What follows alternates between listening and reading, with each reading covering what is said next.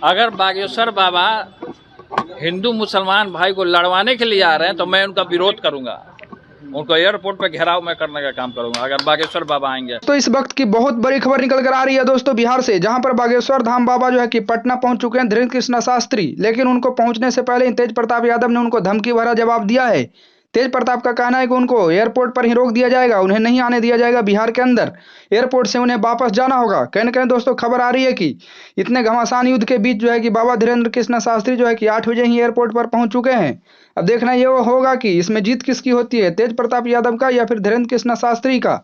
क्योंकि इस बीच सियासी घमासान युद्ध छिड़ चुका है बिहार के अंदर, जहां पर करीब 1 लाख से ज्यादा लोग जो है कि धीरेन्द्र कृष्णा शास्त्री जी के स्वागत में कलश लेकर पटना एयरपोर्ट पर पहुंच चुके हैं।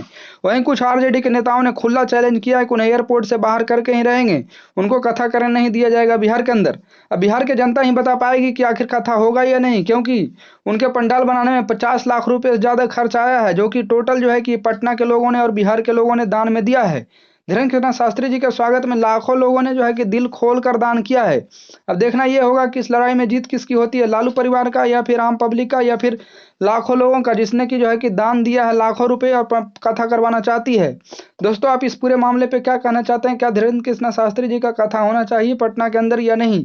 अपनी राय कमेंट में जरूर लिखे, जरूर बताइए आप किसका सपोर्ट करते हैं, धीरेन्द्र कृष्णा शास्त्री जी का, आम पब्लिक का या लालू खानदान का। आप किसी का नाम जरूर लिखे कमेंट में जरूर से जरूर, और लाइक करिए वीडियो को और शेयर कीजिए फटाफट फटाफट।